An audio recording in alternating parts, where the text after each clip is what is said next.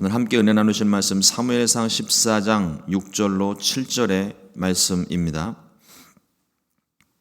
사무엘상 14장 6절에서 7절의 말씀 같이 한 목소리로 합독하시겠습니다. 요나단이 자기의 무기를 든 소년에게 이르되 우리가 이 할례 받지 않은 자들에게로 건너가자. 야훼께서 우리를 위하여 일하실까 하노라. 야훼의 구원은 사람이 많고 적음에 달리지 아니하였느니라. 무기를 든 자가 그에게 이르되 당신의 마음에 있는 대로 다 행하여 앞서 가소서. 내가 당신과 마음을 같이 하여 따르리이다. 아멘. 오늘 함께 본독한 사무엘상 14장 6절로 7절의 말씀을 가지고 숫자는 숫자일 뿐입니다 라는 제목으로 함께 말씀의 은혜를 나누겠습니다. 이스라엘과 블레셋의 전쟁이 계속 이어지고 있습니다. 장을 달리하고 내용이 조금씩 바뀌는 것처럼 보여도 다 그 한 싸움 안에 있는 거예요. 사울이 2,000, 요나단이 1,000명의 정확히 어떤 군사인지는 몰라도 하여튼 정규군을 가지고 국경 수비대를 이끌고 이제 왕실을 지키는 호위대를 가지고 이끌고 있었는데 요나단이 먼저 블레셋을 치죠. 게바 땅에 있는 블레셋 수비대를 먼저 공격을 해서 이 사단이 난 거예요. 소위 말하는 이제 벌집을 쑤신 꼴이 된 겁니다. 그래서 이제 큰 전쟁이 일어나는데 전쟁이 일어나는데 보니까 병거가 마차가 막 와서 마병이 와서 이스라엘 진영 앞에 쫙 펼쳐져 있고 이스라엘의 군대는 기껏해야 사울과 요나단이 이끌 수 있는 3,000명의 병사들과 각 지파별로 소집된 훈련되지 않은 병사들, 훈련되지 않은 군인들이 전부였었습니다. 그것도 시간이 지나고 나니까 다 도망가고 말씀해 보면 600명 남았습니다. 근데 그 초조함과 답답함에 사무엘이 7일을 기다리라 겨우겨우 버텨서 견뎠는데 전쟁은 제사를 드리지 않으니까 사람들이 점점 더 흩어지게 되고 땅 속에 산 속에 막 숨기 시작하고 그래서 사울이 급한 마음에 번제를 드렸다가 큰 책망을 듣게 됩니다. 어떤 의미로서는 하나님께서 사울을 버리시게 된 시작점이 된 거예요. 이미 하나님 마음에 합한 사람을 찾겠다는 사무엘의 경고가 떴습니다.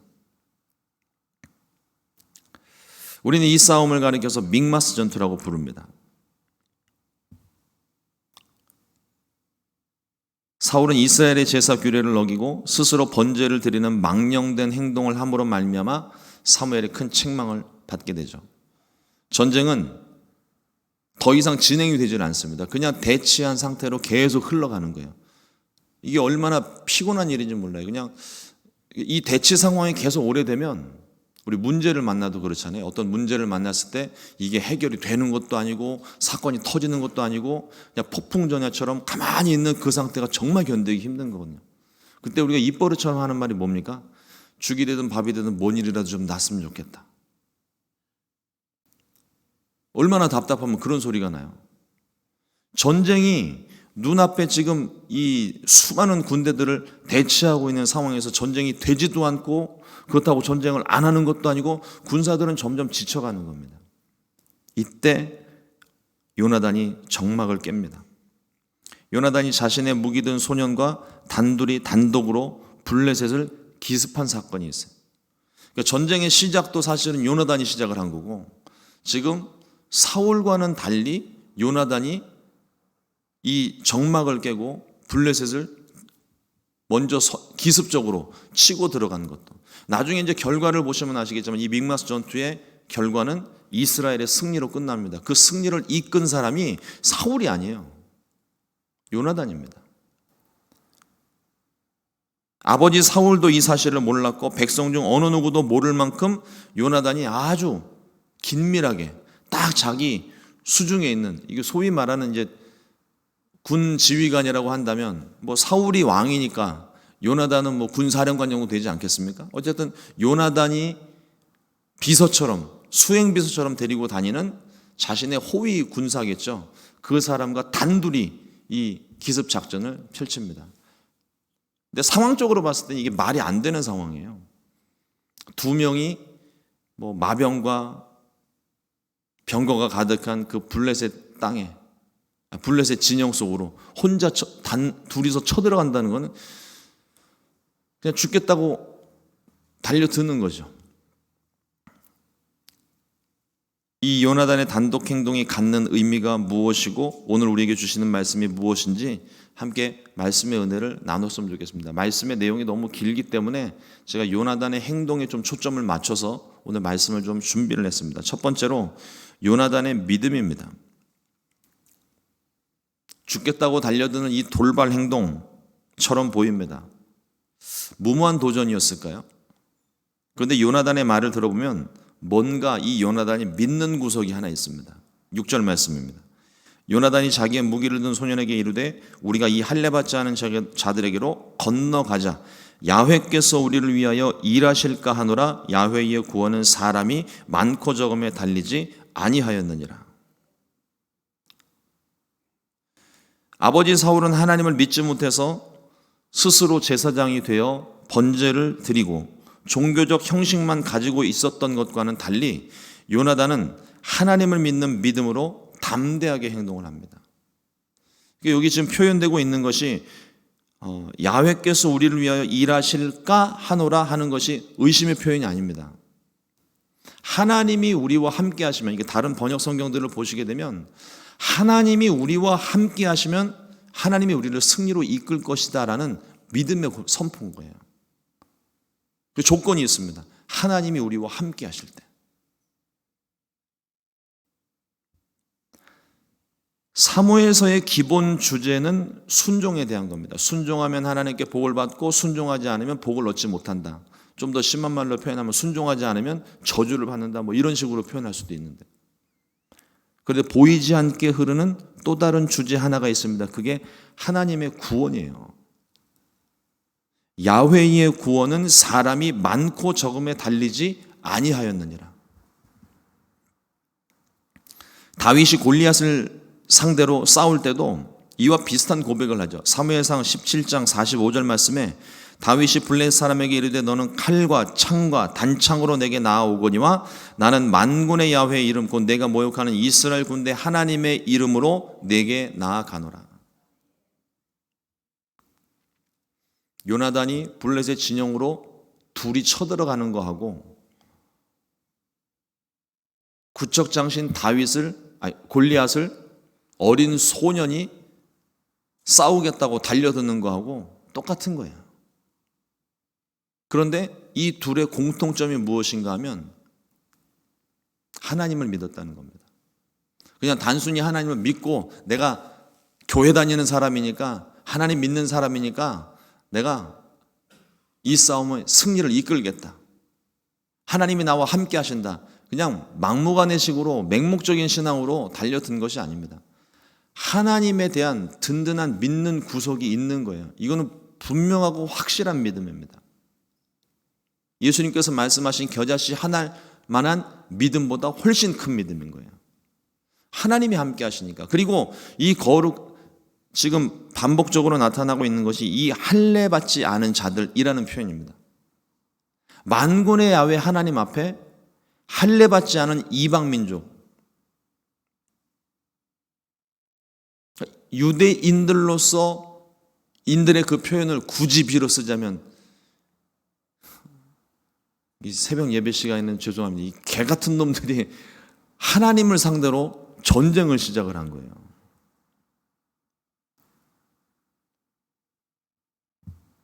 하나님께서 그들을 가만히 두실 이유가 없습니다. 그것을 알았고 믿었기 때문에 요나단도 다윗도 담대하게 행동할 수 있는 거죠. 대부분의 사람들이요, 내가 가진 것을 의지하기 쉽습니다. 내 수중에 있는 많은 사람, 또 칼과 창과 단창, 그리고 나의 경험과 지식, 돈과 명예와 권력을 의지합니다.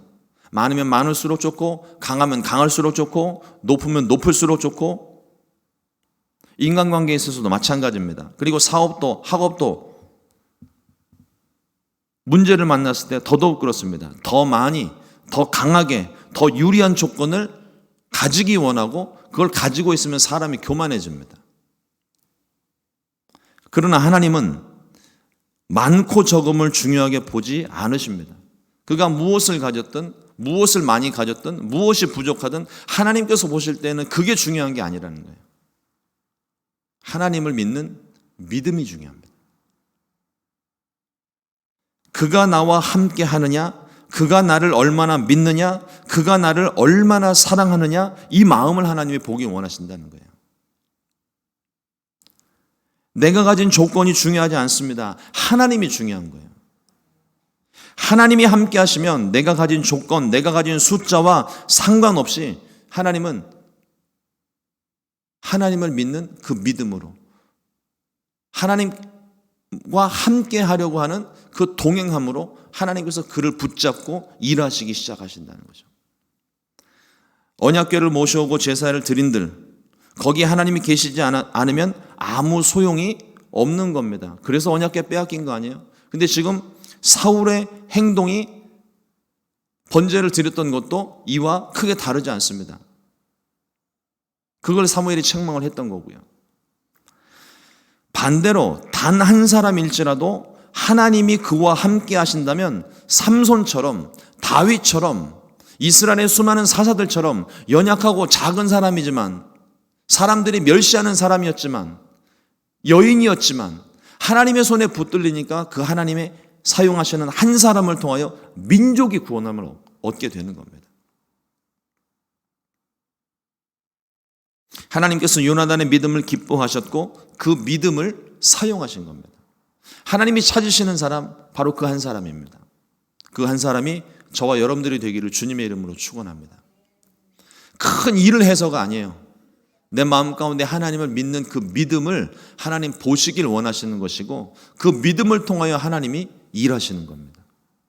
오늘 하루 요나단의 믿음, 또 내가 가진 것을 의지하지 않고 오직 우리를 도우시고 구원하시는 하나님만 믿고 따르게 되시기를 주님의 이름으로 축원을 드립니다. 둘째로 병기든 소년의 믿음입니다. 저 이번 사무엘서를 강의를 마치고 난 다음에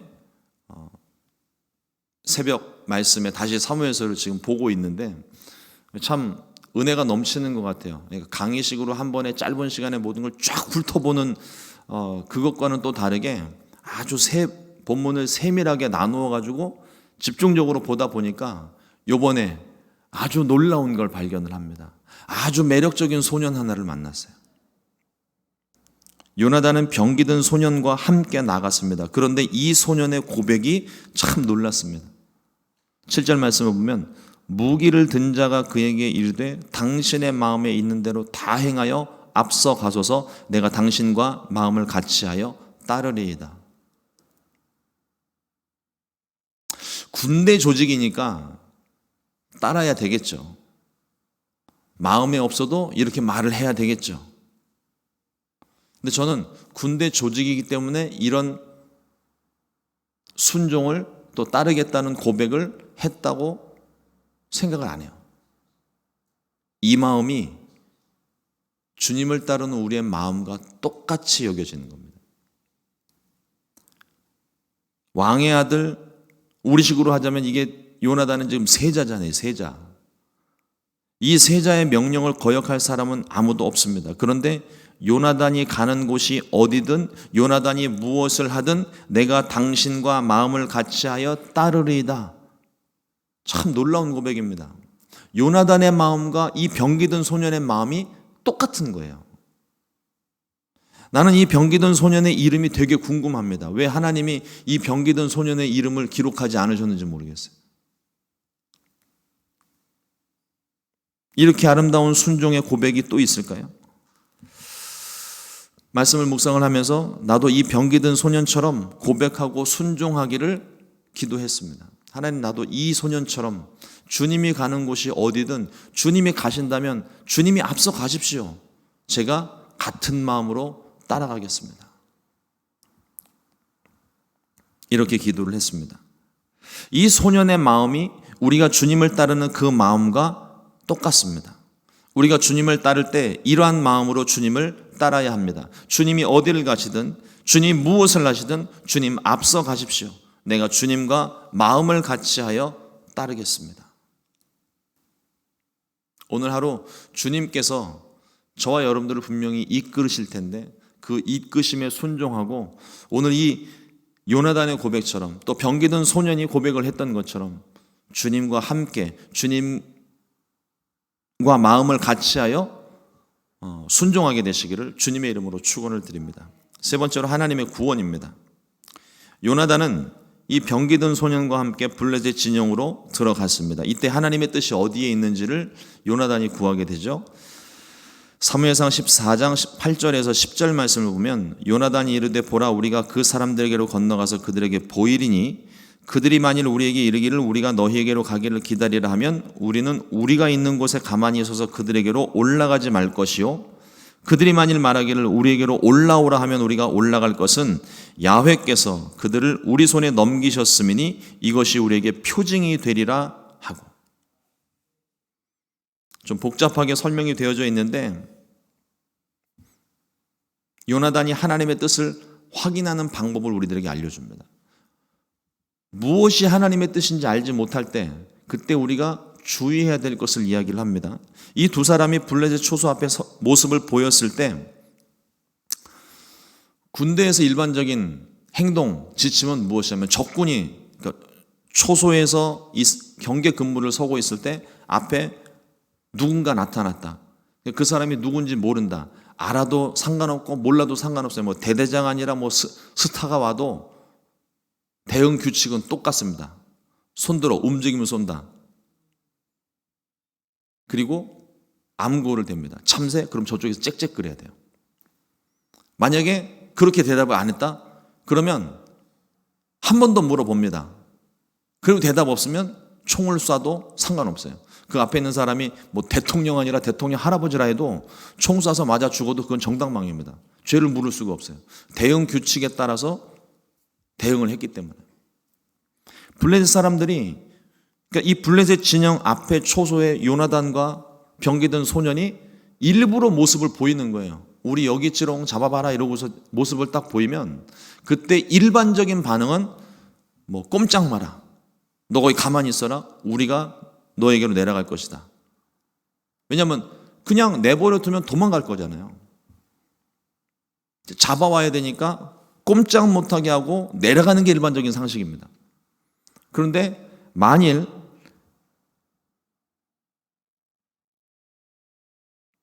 우리가 너희에게로 가기를 기다리라. 그러니까 일반적인 매뉴얼대로 이렇게 똑같이 나오게 되면 우리는 그들에게 가지 않고 이건 하나님께서 허락하신 것이 아니다라고 생각하겠다는 거예요. 일반적이지 않은 경우가 무엇이냐면 너 거기 있으니까 이리로 올라와라. 붙잡으러 가는 게 아니라 네 발로 스스로 지금 올라오라고 얘기하는 겁니다. 아니 어느 누가 미쳤다고 적군이 있는 곳에 내 발로 걸어 들어가는 사람이 누가 있습니까? 북한 탈북자들도 아니고 남한으로 귀순하는 것도 아닌데 일반적이지 않은 상황이 펼쳐지게 됐을 때 그것을 하나님의 뜻으로 받아들이겠다는 거예요. 우리가 기도할 때요, 하나님의 뜻을 구할 때 이 부분을 조심해야 됩니다. 하나님, 내가 내일 아침에 눈을 뜬다면, 내가 오늘 잠을 자고 내일 아침에 눈을 뜬다면 이것을 하나님의 뜻으로 생각을 하겠습니다. 이거는 하나님의 뜻을 구하는 게 아니에요. 이건 당연히 그렇게 일어나는 일이에요. 물론 내일 아침에 못 일어나는 사람도 있을 수도 있겠지만 이건 일반적인 상황이라는 거죠. 일반적이지 않은 상황, 뭐 내일 아침에 해가 서쪽에서 뜬다든지 내일 아침에 태양이 없어졌다는 뉴스가 난다든지 아주 이건 너무 제가 극한으로 제가 몰고 가는 부분이 좀 없지 않아 있지만 일반적이지 않은 상황을 놓고 하나님의 뜻을 구해야 된다는 거죠. 당연히 일어나는 일들을 구해놓고 그 당연히 일어날 것 같은 그 일들이 일어나면 그걸 하나님의 뜻으로 받겠다는 것은 우리 안에 무슨 마음이 있는 것이냐면 하나님이 무엇을 말씀하시든 상관없습니다. 나는 내 할 일 하겠습니다 하는 얘기하고 똑같은 거예요. 하나님의 뜻을 구하는 모습만 있지 진짜 뜻을 구하는 게 아니거든요. 하나님한테 통보하는 거예요. 통보. 하나님, 저는 내일 세상의 두 쪽 나도 이거 하겠습니다라는 얘기입니다.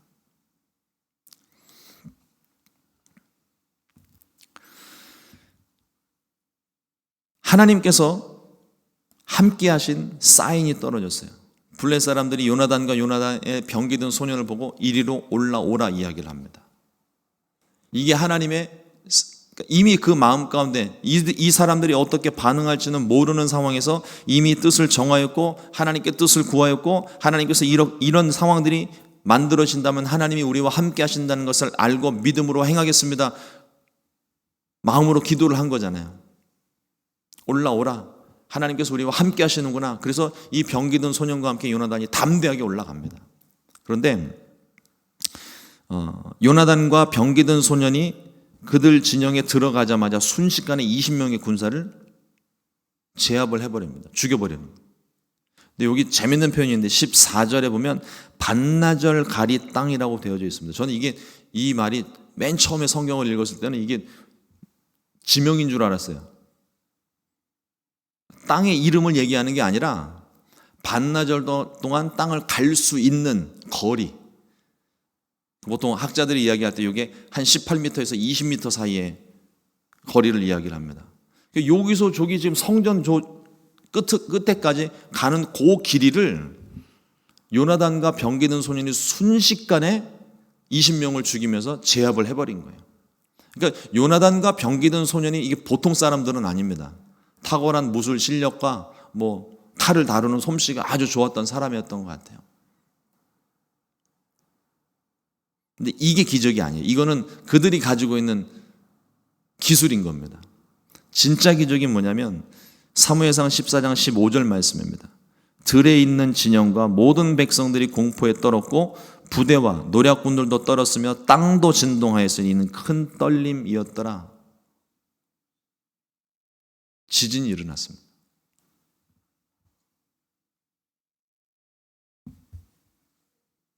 요즘 터키 지역에는 가슴을 찢는 아픈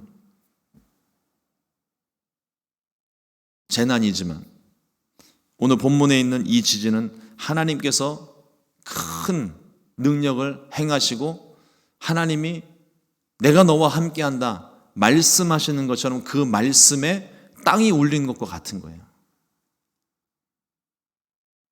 하나님께서 요나단 일행과 함께 하신 증거와 함께 큰 구원을 베푸셨습니다. 지진이 일어났고 블레셋 진영에 큰 소동이 일어났고 그리고 그것을 반대편 산등성에서 지켜보던 이스라엘 백성들이 보고 산속에 숨어있던 모든 사람들이 다 일시에 마치 무슨 약속이나 한 것처럼 자기는 숨었다가 나온 게 아니라 이 때를 위하여서 기다렸다는 듯이 사람들이 막 몰려 나와서 그날에 이스라엘이 큰 승리를 거두게 됩니다.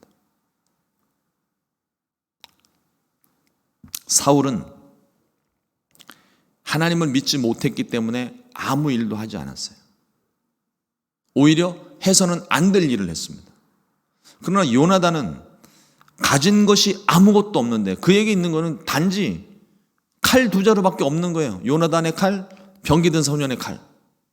근데 이 연약한 것을 가지고 블레셋과의 싸움을 큰 승리로 이끄는 놀라운 일을 발휘를 합니다. 하나님을 믿었기 때문에. 우리가 하나님을 믿는다 하면서도요, 우리가 그 자리에 앉아서 아무것도 하지 못하는 때가 많습니다. 두려움이 있다는 거예요.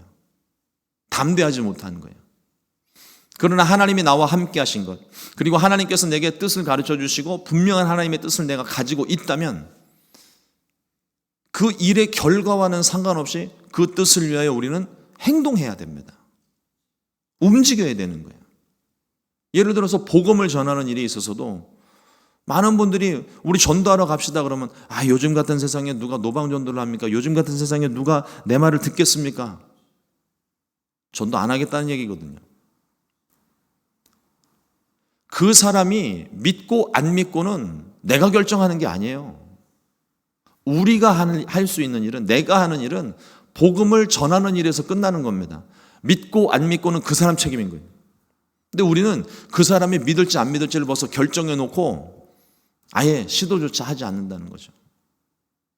하나님이 어떻게 역사하실지는 우리는 아무도 알지 못합니다. 하나님이 일하시는 것까지 우리가 이러쿵저러쿵 말할 수가 없는 거예요. 사울은 600명을 가지고서도 하나님을 믿지 못했습니다. 그러나 요나단은 가진 것 아무것도 없어도 하나님을 믿었고 담대하게 행동했습니다. 그때 하나님의 기적이 일어난 거예요. 우리가 가진 숫자는 숫자에 불과합니다.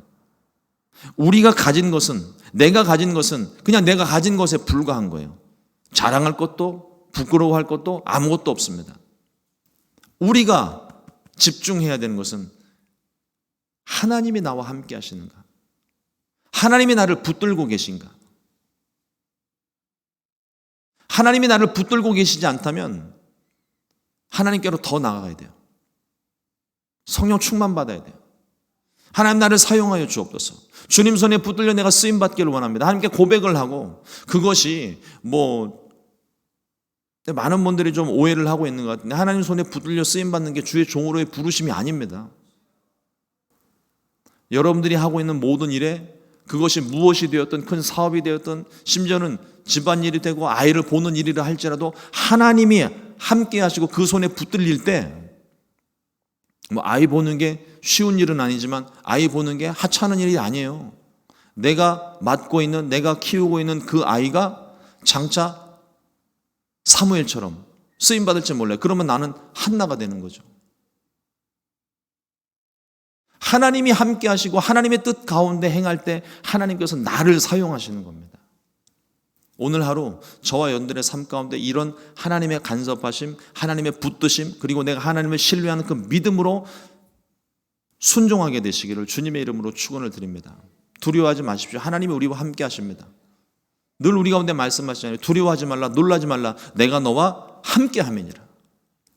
하나님이 나와 함께 하신 믿음이 있다면, 확신이 있다면, 그리고 나를 향하신 뜻이 있다면 그 믿음으로 담대하게 행할 수 있게 되시기를 주님의 이름으로 축원을 드립니다.